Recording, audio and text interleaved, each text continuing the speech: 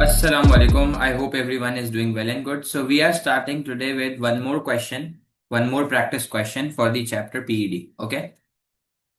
So the question is analyze using price elasticity of demand how a chocolate manufacturer will use the information of PED and following values to maximize its total revenue. Again सवाल क्या है? सवाल ये है कि producer PED की information को कैसे यूज कर सकता है और वो प्रोड्यूसर कौन है? यहाँ पे चॉकलेट वाले भाई हैं, चॉकलेट मैन्युफैक्चरर है। और वो पीईडी की इंफॉर्मेशन को कैसे यूज कर सकता है और वो इन वैल्यूज के थ्रू अपने रेवेन्यू को कैसे मैक्सिमाइज कर सकता है। 8 मार्क्स का क्वेश्चन है। तो पहले मुझे ये बता दो, 8 मार्क्स के क्वेश्चन के अंदर how many marks do you get for knowledge? You get 3 marks for knowledge, you get 3 marks for analysis, not application. You get 3 marks for analysis and you get 2 marks for evaluation. Evaluation मतलब एक proper conclusion के लिए, ठीक है। अब करूंगा मैं ये कि मैं इस क्वेश्चन की पूरी डिटेल्ड मार्किंग स्कीम बना के दूंगा। आप लोग सिर्फ और सिर्फ आंसर फॉर्म करेंगे और मैं आपको सैंपल आंसर भी भेज दूंगा। इसका मतलब मैं आपको भी सैंपल आंसर पढ़वा दूंगा, ये आंसर आप खुद फॉर्म करेंगे और इसके बाद फिर हम लोग इसको जुम्मे को पूरा सॉल्व करेंगे, ठीक है। ताकि आपको भी तो एक आंसर खुद लिख के समझ आए कि कैसे आंसर लिखना है और आपके और मेरे आंसर में क्या फर्क है, ठीक है। तो आज मैं पूरी डिटेल्ड मार्किंग स्कीम बनाऊंगा, आपको सिर्फ पैराग्राफिंग करनी होगी। फिर जुम्मे को हम पूरा आंसर मिल के सॉल्व करेंगे। हम जुम्मे को एक और क्लास लगा लेते हैं, कोई टेंशन नहीं है, सेम टाइम पर, ठीक है। So the question is analyze using price elasticity of demand. Explain how a chocolate manufacturer will use the information of PED. वो PED की इंफॉर्मेशन को कैसे यूज करेगा और वो इन फॉलोइंग वैल्यूज को अपने टोटल रेवेन्यू को मैक्सिमाइज करने के लिए कैसे यूज करेगा। तो मुझे ये बताओ, नॉलेज का मार्क गेन करने के लिए मैं क्या डेफिनेशन दे सकता हूं? सबसे पहले मैं पीईडी की डेफिनेशन दे दूंगा। सही है। सबसे पहले मैं क्या करूंगा? सबसे पहले मैं पीईडी की डेफिनेशन दूंगा और इसका क्या कर दूंगा, मैं इसका फॉर्मूला लिख दूंगा। सही कह रहा हूं। सबसे पहले मैं पीईडी की डेफिनेशन लिखूंगा और इसका फॉर्मूला लिख दूंगा। अब मुझे सोच के बताओ, व्हाइट चॉकलेट के आगे वैल्यू लिखी हुई है -0.8, डार्क चॉकलेट के आगे लिखी हुई है -2 और वेनिला के आगे लिखा हुआ है -1। तो मुझे एक बात बताओ, माइनस को क्या करना होता है? याद है किसी को? माइनस को इग्नोर करना होता है। Why? Because that minus sign shows negative relationship between price and quantity demanded. तो माइनस को अगर मैं इग्नोर करता हूं तो आंसर बच गया 0.8, 2 और 1। तो काइंडली मुझे ये बता सकते हो व्हाइट चॉकलेट की डिमांड कौन सी होगी? व्हाइट चॉकलेट की इन इलास्टिक, बेहतरीन, क्योंकि आंसर लेस देन 1 है, 0.8 है, ठीक है शयान। डार्क चॉकलेट की डिमांड क्या होगी? Two two two is greater than 1, elastic होगी। और वेनिला की डिमांड क्या है? वेनिला का आंसर 1 है, 1 इज यूनिटरी इलास्टिक डिमांड। तो इसका मतलब है 3 डेफिनेशन मुझे और देनी है। कौन कौन सी देनी होगी? मुझे 3 डेफिनेशन और देनी है। पहली डेफिनेशन जो मैं दूंगा वो मैं किसकी दूंगा? वो मैं दूंगा इलास्टिक डिमांड की, ठीक है। पहली डेफिनेशन मैं दूंगा इलास्टिक डिमांड की। दूसरी डेफिनेशन मैं दूंगा किसकी? दूसरी डेफिनेशन मैं दूंगा इन इलास्टिक डिमांड की। सही कह रहा हूँ सर? पहली डेफिनेशन दूंगा मैं इलास्टिक डिमांड की, दूसरी मैं दूंगा इन इलास्टिक डिमांड की। सर तीसरी डेफिनेशन में दूंगा यूनिटरी इलास्टिक डिमांड की। सवाल सवाल ये है कि सर हम इन तीनों डिमांड की डेफिनेशन क्यों देंगे? ताकि हम कौन सा मार्क कवर करें? नॉलेज का मार्क कवर करें, क्योंकि हमने ये बात तो देख ली है, व्हाइट चॉकलेट की डिमांड व्हाइट चॉकलेट की डिमांड इन इलास्टिक है, डार्क चॉकलेट की डिमांड इलास्टिक है और वेनिला की डिमांड यूनिटरी इलास्टिक है। और मुझे साथ साथ इसको बताना पड़ेगा, इंपॉर्टेंस ऑफ नॉलेज का मार्क उठाने के लिए मुझे इसको ये भी बताना पड़ेगा कि what is the importance of negative sign under PED. तो what is the importance of negative sign under PED? तो आपको ये बताया कि नेगेटिव साइन को जब भी आप पीईडी के आंसर को कैलकुलेट करेंगे तो हमेशा आंसर नेगेटिव में आएगा और नेगेटिव को आपको हमेशा इग्नोर करना है, because that negative sign shows negative relationship between price and quantity demanded. सही है। इलास्टिक डिमांड क्या थी? इलास्टिक डिमांड में आंसर ग्रेटर देन वन होगा। इलास्टिक डिमांड में हाई रिस्पॉन्सिवनेस है। हाई रिस्पॉन्सिवनेस का मतलब है क्वांटिटी डिमांड में लार्जर चेंज आएगा। इलास्टिक में सब्स्टिट्यूट ज्यादा होते हैं, प्रोडक्ट लग्जरी होता है। और इलास्टिक में कंज्यूमर के पास स्विच होने के चांसेस ज्यादा हैं, ठीक है। इन इलास्टिक में आंसर लेस देन वन होता है। इन इलास्टिक में लो रिस्पॉन्सिवनेस है, इस वजह से क्वांटिटी डिमांड में स्मॉलर चेंज आएगा। इन इलास्टिक में सब्स्टिट्यूट्स कम होते हैं, कंज्यूमर के पास स्विच होने के चांसेस कम होते हैं, प्रोडक्ट नेसेसिटी होता है, ठीक है। यूनिटरी इलास्टिक डिमांड में आंसर वन होगा। यूनिटरी इलास्टिक डिमांड में इक्वल रिस्पॉन्सिवनेस है। इक्वल रिस्पॉन्सिवनेस का मतलब है कि जितना प्राइस में चेंज होगा उतना क्वांटिटी डिमांड में चेंज होगा, टोटल रेवेन्यू पे नो इफेक्ट होगा। सही। ये सारे मैंने नॉलेज के मार्क्स पिक कर लिए। सर नेगेटिव साइन की इंपॉर्टेंस बताना जरूरी है, उमर ने पूछा है। तो उमर, नेगेटिव साइन की इंपॉर्टेंस बताना इसलिए जरूरी है क्योंकि मैंने आपको बताया भी है कि आप जब आप आंसर लिख रहे होगे ना, तो यू विल ट्रीट दैट गोरा, दैट एग्जामिनर एज अ जाहिल। उसको एक ऐसा बंदा समझना है जिसको इकोनॉमिक्स का कुछ आय बाय शाय कुछ भी नहीं पता, लिफ बे पे भी नहीं पता, और तुम अपना आंसर लिख के उसको समझा रहे होगे। तो उसको थोड़ी पता है कि माइनस को इग्नोर करना है। वो तो बोलेगा यार व्हाइट चॉकलेट -0.8 है। अगर माइनस इग्नोर करने का नहीं बताएंगे तो वो बोलेगा कि यार व्हाइट चॉकलेट भी इनइलास्टिक है, डार्क भी इनइलास्टिक है, क्योंकि दोनों केस में आंसर लेस देन वन है। समझ आ रही है बात क्या बोल रहा हूं मैं? समझ आई सबको भाई? सब जवाब देना। समझ आई आपको ये बात? अगर उसको ये रूल ही नहीं पता हो तो वो तो बोलेगा साला इसने आंसर गलत लिख दिया है। तो आप उसको समझाओ कि भाई पहले हमने नेगेटिव साइन को इग्नोर मारना है। सही है। तो ये इंपॉर्टेंस है नेगेटिव साइन की, ठीक है। और उसके बाद हमने डिसाइड, फिर हमने इसको बताया कि भाई व्हाइट चॉकलेट का आंसर लेस देन वन है। तो व्हाइट चॉकलेट, बेटा इंपॉर्टेंस ऑफ नेगेटिव साइन क्या थी इस्माइल? कि पीईडी का आंसर हमेशा नेगेटिव में आएगा, नेगेटिव को हमेशा इग्नोर करना है। क्यों इग्नोर करना है? क्योंकि वो नेगेटिव साइन नेगेटिव रिलेशन को बताती है। नेगेटिव साइन को इग्नोर करने के बाद वैल्यू देख के पता कर लो कौन सी इलास्टिसिटी है। जैसे हमने अभी पता करा कि 0.8 लेस देन वन है, तो व्हाइट चॉकलेट की डिमांड इन इलास्टिक है। डार्क चॉकलेट का आंसर 2 रह जाएगा माइनस इग्नोर करने के बाद, और 2 ग्रेटर देन वन है तो डार्क चॉकलेट की डिमांड इलास्टिक है। और वेनिला जो है का आंसर 1 रह जाएगा माइनस को इग्नोर करने के बाद, और 1 यूनिटरी इलास्टिक डिमांड होता है। तो ऐसे हमें पता चला इस्माइल के व्हाइट चॉकलेट की डिमांड इन इलास्टिक है, डार्क चॉकलेट की इलास्टिक है, और वेनिला की यूनिटरी है। ठीक है इस्माइल, ओके है? याद आ गया? अब एनालिसिस, एनालिसिस के नंबर उठाने के लिए मैं समझाऊंगा कि एक चॉकलेट मैन्युफैक्चरर पीईडी की इंफॉर्मेशन को और इन वैल्यूज को कैसे यूज कर सकता है अपने टोटल रेवेन्यू को बढ़ाने के लिए। अब ये मेरा एनालिसिस होगा। अभी तक तो नॉलेज के 3 नंबर उठा रहा था, अब एनालिसिस पे जाऊंगा।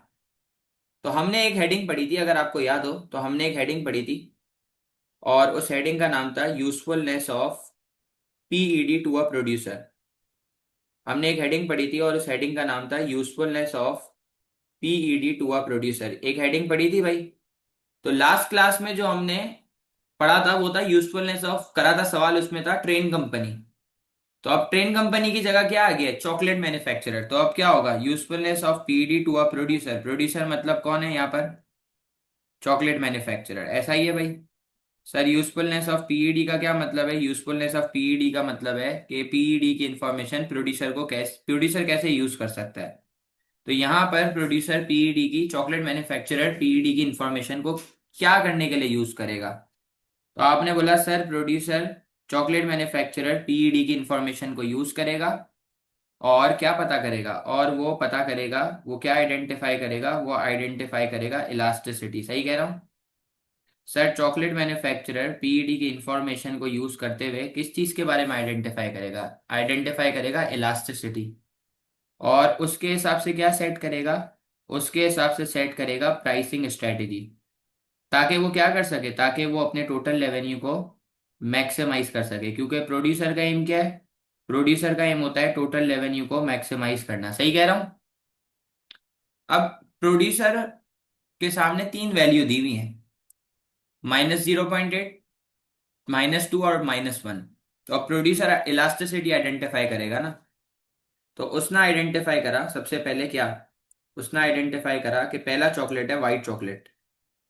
तो यार मुझे जरा बताना व्हाइट चॉकलेट की डिमांड कौन सी है? व्हाइट चॉकलेट की डिमांड कौन सी है? उसने आइडेंटिफाई करा कि व्हाइट चॉकलेट की डिमांड इन इलास्टिक है। तो अगर वो व्हाइट चॉकलेट बेच के रेवेन्यू कमाना, रेवेन्यू को बढ़ाना चाहता है, मैक्सिमाइज करना चाहिए, तो उसको प्राइस को बढ़ाना चाहिए, कम करना चाहिए? व्हाइट चॉकलेट की डिमांड इन इलास्टिक है, और इन इलास्टिक में सब्स्टिट्यूट्स कम होते हैं, और जो व्हाइट चॉकलेट है ना वो लोगों के लिए नेसेसिटी होगा। क्या होगा? वो लोगों के लिए नेसेसिटी होगा। सही कह रहा हूँ? सर व्हाइट चॉकलेट की डिमांड इन इलास्टिक है, क्योंकि इन इलास्टिक में सब्स्टिट्यूट कम है, नेसेसिटी है, तो व्हाइट चॉकलेट लोगों के लिए नेसेसिटी है। तो रेवेन्यू बढ़ाने के लिए क्या करना चाहिए? उसको प्राइस को बढ़ाना चाहिए। तो भाई व्हाइट चॉकलेट के केस में चॉकलेट मैन्युफैक्चरर प्राइस को शायद ज्यादा से बढ़ाएगा, क्वांटिटी डिमांड थोड़े से कम हो जाएगी, और चॉकलेट मैन्युफैक्चरर का रेवेन्यू बढ़ जाएगा। कौन से चॉकलेट के केस में? व्हाइट चॉकलेट के केस में। सही कह रहा हूँ? हाँ भाई सही कह रहा हूँ। और वो साथ साथ क्या, और साथ साथ क्या करना होगा? साथ साथ हमें इलास्टिक डिमांड का ग्राफ बनाना होगा, और टोटल रेवेन्यू का एरिया मार्क करना होगा।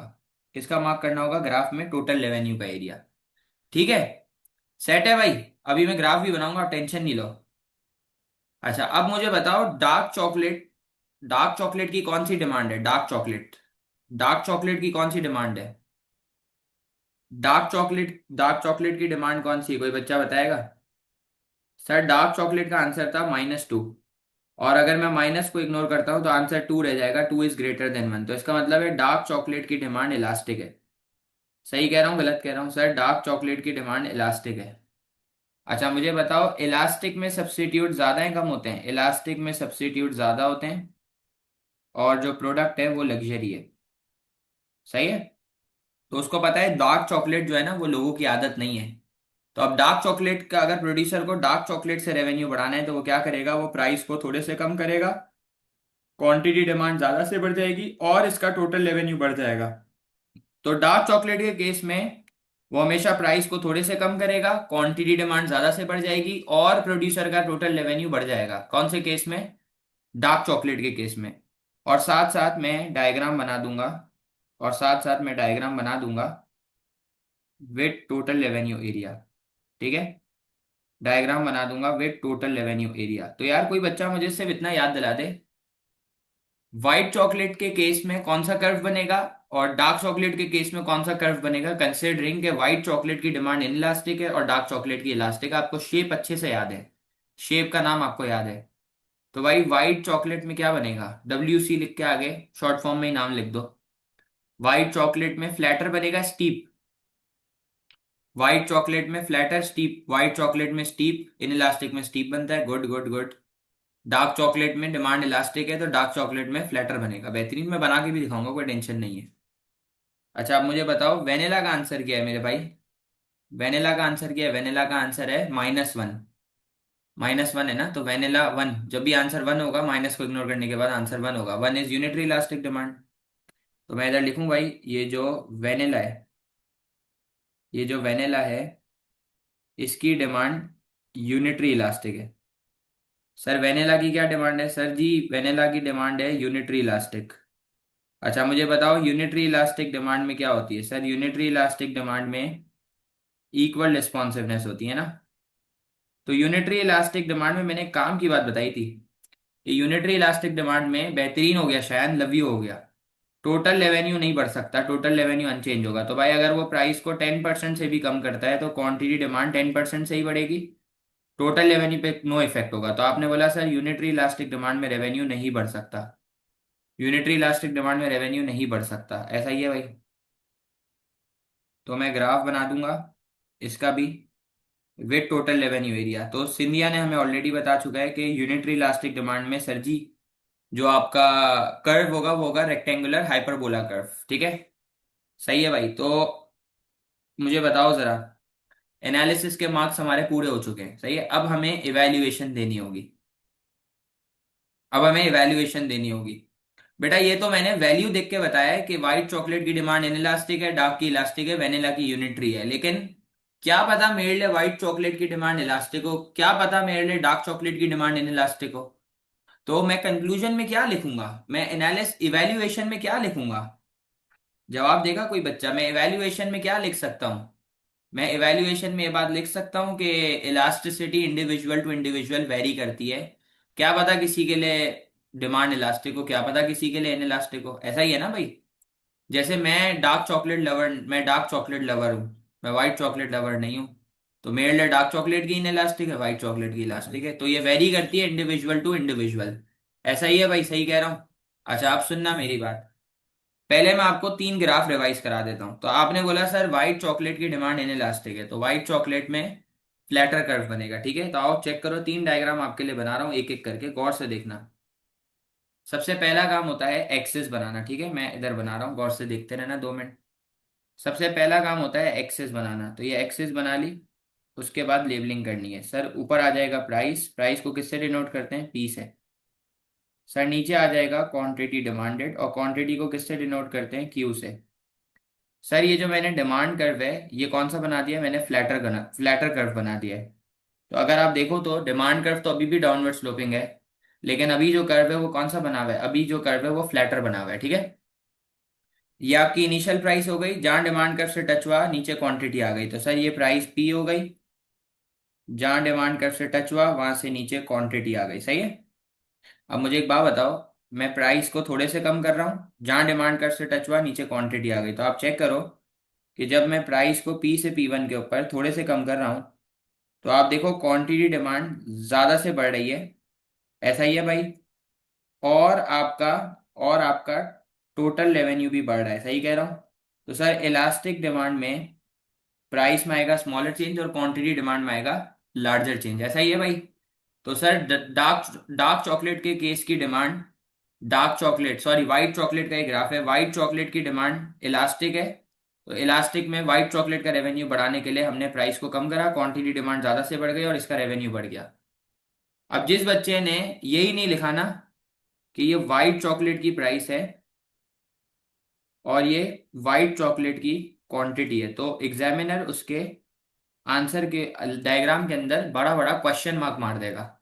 उसको थोड़ी पता है ये व्हाइट चॉकलेट की है। अब उसको पता चला ना कि ये व्हाइट चॉकलेट की डायग्राम है, और व्हाइट चॉकलेट में तुम प्राइस को गिरा के दिखा रहे हो। सही कह रहा हूँ गलत कह रहा हूँ भाई, जवाब दे देना। ये मैंने जान के हरकत करी थी हाँ, ये इंटेंशनली थी हाँ, अनइंटेंशनली नहीं थी। ये मैंने इसीलिए अभी मिटाई ताकि सब गौर करें, ठीक है। अच्छा अब मुझे बताओ, शायान जब तुम क्लास लेने के लिए आए थे पहले दिन, तो मैंने तुम्हें एक चीज सिखाई थी जिसका नाम था टोटल रेवेन्यू। क्या आप हमारे लिए फॉर्मूला लिख के दे सकते हैं। सर टोटल रेवेन्यू का क्या फॉर्मूला होता है, सर टोटल रेवेन्यू का फॉर्मूला होता है प्राइस इनटू क्वांटिटी, यही फॉर्मूला था भाई। अच्छा जी। सर पुराना रेवेन्यू कैसे आएगा मुझे बताओ, पुरानी प्राइस है OP और पुरानी क्वांटिटी है AQ, तो क्या मैं ये कह सकता हूं कि ये पुराने रेवेन्यू का एरिया है। क्या मैंने सही बोला है गलत बोला है, ये पुराना रेवेन्यू है, यस नो कर दो भाई। ये पुराना रेवेन्यू है OP AQ, बेहतरीन हो गया, थैंक यू हरबैन। ये पुराना रेवेन्यू हो गया। अच्छा जी, अब अगर मुझे नया रेवेन्यू निकालना है, तो रेवेन्यू का थोड़ी फॉर्मूला बदली हो जाएगा, बस पुरानी प्राइस की जगह नई प्राइस आ जाएगी, और पुरानी क्वांटिटी की जगह नई क्वांटिटी आ जाएगी। सही कह रहा हूँ, सही कह रहा हूँ भाई। मुझे बताओ भाई, अब नया रेवेन्यू का एरिया निकालना है, तो न्यू प्राइस हो गई OP1 और न्यू क्वांटिटी हो गई BQ1, तो ये आपका नया रेवेन्यू का एरिया है, ठीक है। ये आपका क्या है, ये आपका नया रेवेन्यू का एरिया है, ऐसा ही है भाई। ये आपका नया रेवेन्यू का एरिया है, ठीक कह रहा हूँ। ये आपका नया रेवेन्यू का एरिया है, सही कह रहा हूँ भाई। ओके।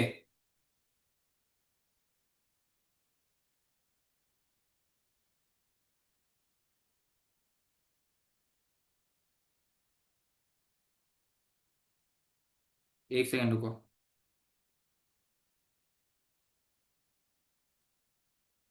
ओके।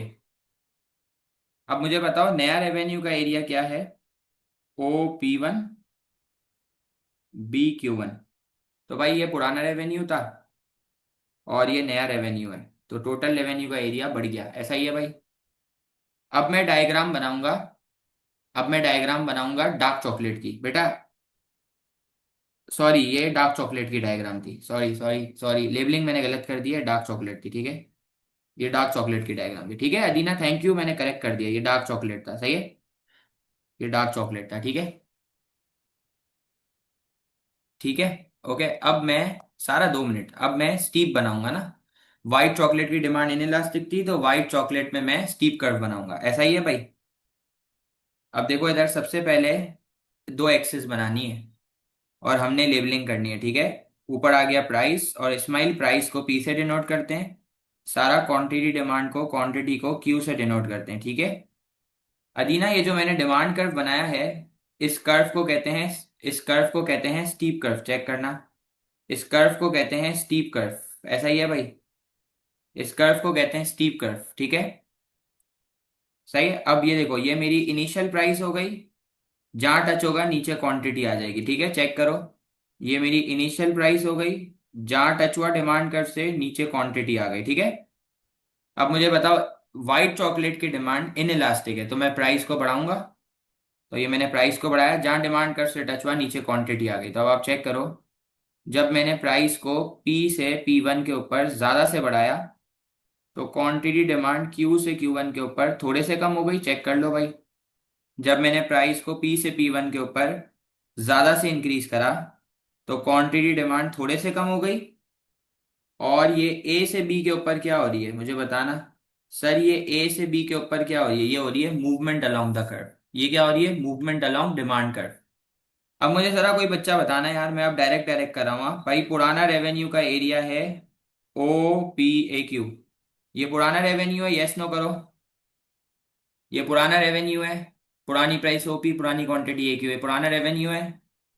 सर, नया रेवेन्यू क्या होगा, नया रेवेन्यू होगा OP1 BQ1। ये नया रेवेन्यू हो गया भाई, देखो यस नो करो, ये नया रेवेन्यू का बॉक्स हो गया OP1 BQ1। क्या बात है भाई, चीते हो गए सबके सब। अच्छा, मैंने डायग्राम में एक गलती मार दी है, जान के करिए मैंने। क्या है भाई वो गलती, मुझे लेबलिंग करनी चाहिए थी प्राइस ऑफ वाइट चॉकलेट, और नीचे भी क्या करूंगा, क्वांटिटी ऑफ वाइट चॉकलेट। ठीक है, सेट है भाई, सही है। अच्छा, अब यूनिटरी इलास्टिक डिमांड में रेक्टेंगुलर हाइपरबोला कर्व बनेगा ना, तो इसको बना के दिखा देते हैं, इधर चेक करो। सर, यूनिटरी इलास्टिक डिमांड में तो रेक्टेंगुलर हाइपरबोला बनेगा ना। तो सर, सबसे पहले दो एक्सिस बना दी और वही लेबलिंग कर दी। तो इस बार ये होगी प्राइस ऑफ वेनिला, इस बार पहली बारी में सही कर दी मैंने। ये हो गई प्राइस ऑफ वेनिला, और ये हो गई क्वांटिटी ऑफ वेनिला। ठीक है सर, ये जो मैंने आपके सामने कर्व बनाया है, इस कर्व को क्या कहते हैं, रेक्टेंगुलर हाइपरबोला। सर, ये रेक्टेंगुलर हाइपरबोला कर्व हो गया। सर, ये मेरी इनिशियल प्राइस हो गई, जहां डिमांड कर्व पे टच हुआ क्वांटिटी आ गई। ये मैंने प्राइस कम करी, जहां डिमांड कर्व पे टच हुआ क्वांटिटी आ गई। तो सर, ये प्राइस P हो गई, ये पॉइंट A हो गया, ये क्वांटिटी Q हो गई। ये प्राइस P से P1 पे गई, तो क्वांटिटी Q से Q1 पे एक्सटेंड हो गई। और ये A से B पे क्या हो रही है, सर ये A से B के ऊपर मूवमेंट हो रही है। ये A से B के ऊपर क्या हो रही है, ये A से B पे मूवमेंट हो रही है। सही कह रहा हूँ। सर, टोटल रेवेन्यू पुराना वाला क्या था, सर पुराना वाला था OPAQ, वही रेवेन्यू का एरिया रहेगा। नया रेवेन्यू हो जाएगा OP1BQ1। अब मुझे सिर्फ इतना बता दो, क्या रेवेन्यू का एरिया, पुराना वाला रेवेन्यू गौर करना, ये वाला बॉक्स था, और नया रेवेन्यू ये वाला बॉक्स है। तो आप देख सकते हो, आपको लग रहा है रेवेन्यू सेम है, दिख भी रहा है ना बॉक्स के गैप से भी रेवेन्यू सेम है ना। तो अब आप एक्सप्लेनेशन में मेंशन करोगे कि earlier the total revenue was OPAQ and now the total revenue is OP1BQ1। The area has changed but the revenue is still the same.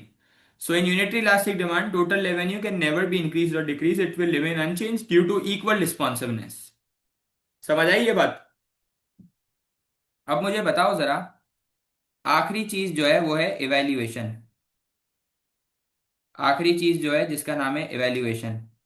तो यार सर, मैं इवैल्यूएशन में क्या लिखूंगा, सर मैं इवैल्यूएशन में क्या लिखूंगा मुझे बताना। सर यार, मैं इवैल्यूएशन में क्या लिखूं। बॉस, मैं इवैल्यूएशन में लिखूंगा, पहली line, elasticity varies from individual to individual. ये पहली लाइन लिख दूंगा, elasticity varies from individual to individual. और इस पॉइंट को मैं वेल एलैबोरेट करूंगा कि elasticity varies from individual to individual. For some consumers, the demand can be elastic and for other can be inelastic. सही है। या फिर आप चॉकलेट का नाम मेंशन करके भी लिख सकते हो कि भाई किसी के लिए डार्क चॉकलेट की इलास्टिक होगी, वाइट की इनइलास्टिक होगी, ब्ला ब्ला ब्ला। और एक और पॉइंट आप ये भी लिख सकते हो कि more over the producer can also do price discrimination. Price discrimination का क्या मतलब है कि आप जो है वो अलग अलग कस्टमर्स से अलग अलग प्राइस चार्ज करोगे फॉर दी सेम प्रोडक्ट। मतलब सेम चॉकलेट के लिए, इसी डार्क चॉकलेट के लिए मैं 10 दे रहा हूँ, शायन 20 दे रहा है। उसी वाइट चॉकलेट के लिए मैं 10 रुपए दे रहा हूँ और हरमैन 30 रुपए दे रही है। उसी वेनिला चॉकलेट के वेनिला फ्लेवर के लिए मैं 10 रुपए दे रहा हूँ और अदीना 40 रुपए दे रही है, तो प्राइस डिस्क्रिमिनेशन हो रही है, ये भी लिख सकता हूँ। और कोई पॉइंट कोई बच्चा बताएगा? ओके। सो आपके सामने मैंने मार्किंग स्कीम बना दी, एक बार बता रहा हूँ आप सीना मार्किंग स्कीम। सबसे पहले हमें नॉलेज का मार्क पिक करने के लिए पीईडी की डेफिनेशन, इसका फॉर्मूला देना पड़ेगा। हमें बताना पड़ेगा इलास्टिक डिमांड क्या है, इलास्टिक डिमांड क्या है, यूनिटरी इलास्टिक डिमांड क्या है, और नेगेटिव साइन की इंपॉर्टेंस क्या है। उसके बाद मैं बताऊंगा कि how PED is useful for a chocolate manufacturer. वो इलास्टिसिटी आइडेंटिफाई करेगा, उसके हिसाब से प्राइसिंग स्ट्रेटेजी सेट करेगा so that he can maximise his total revenue. उसने आइडेंटिफाई करा है व्हाइट चॉकलेट की डिमांड इन इलास्टिक है, तो व्हाइट चॉकलेट में रेवेन्यू, व्हाइट चॉकलेट बेच के रेवेन्यू बढ़ाने के लिए उसको प्राइस को बढ़ाना है। उसने आइडेंटिफाई कर लिया है डार्क चॉकलेट की डिमांड इलास्टिक है, तो उसको प्राइस को कम करना है रेवेन्यू बढ़ाने के लिए।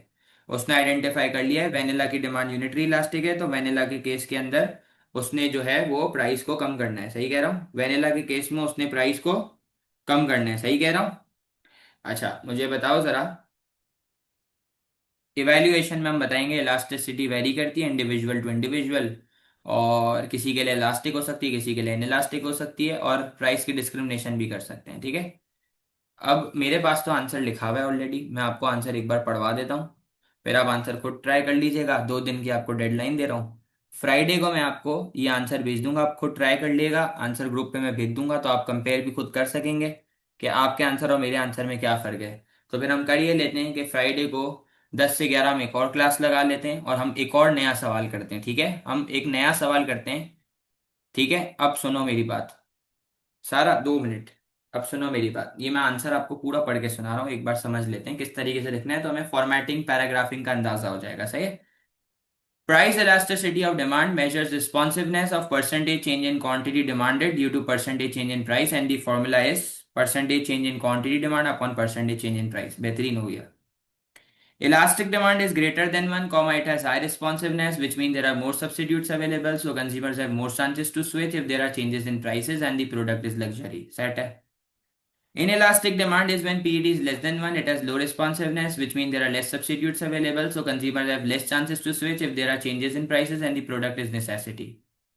Unitary elastic demand is when PED is equal to 1, it has equal responsiveness, which means percentage change in price is equal to percentage change in quantity demand, comma, leaving total revenue unchanged।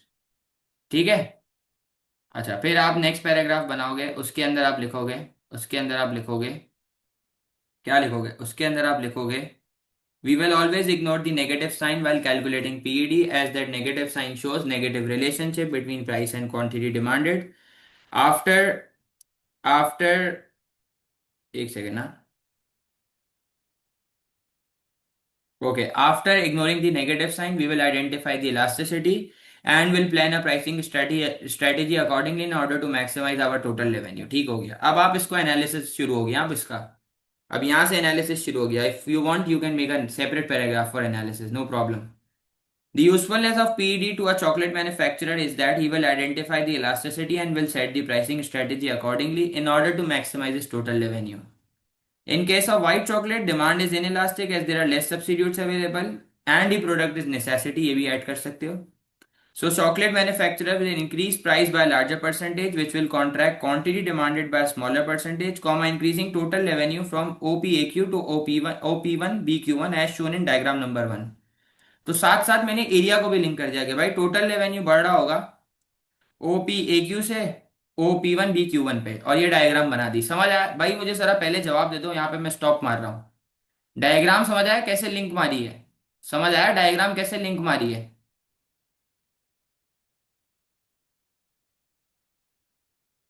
Okay, बेहतरीन scene हो गया। अच्छा, अब आप क्या बताओगे? इन case of dark chocolate the demand is elastic as there are more substitutes available, so chocolate manufacturer should reduce price by a smaller percentage, which will extend quantity demanded by a larger percentage, comma, increasing total revenue from OPAQ to OP1 BQ1 as shown in diagram number 2। ठीक है, done scene है। अच्छा देखो, ये diagram number 2 में area हो गया। In case of vanilla unitary elastic demand है, so decrease in price will extend quantity demand by equal percentage having no change in total revenue. और वही एरिया लिंक कर देना, डायग्राम नंबर 3 बना देना। फिर आप इसके बाद जो है वो कंक्लूजन दे दोगे। क्या कंक्लूजन दोगे? To conclude, in my opinion, prices are in control of producer, so he can maximize his revenue accordingly, but elasticity varies from individual to individual. For some, demand might be elastic, and for other, it might be inelastic. एक और point हमें बता दिया इसने कि price producer के control में है। वो अपनी मर्जी से चेंज कर सकता है, ऐसा ही है ना भाई? ठीक है, सेट है। अच्छा, तो मैं इधर एक और पॉइंट आपके लिए लिख देता हूँ। Prices are in control of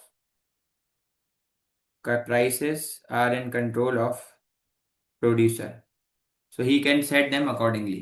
तो क्या आप मुझे बता सकते हैं कि आपको मार्किंग स्कीम क्लियर है? क्या आप ये आंसर लिख सकेंगे?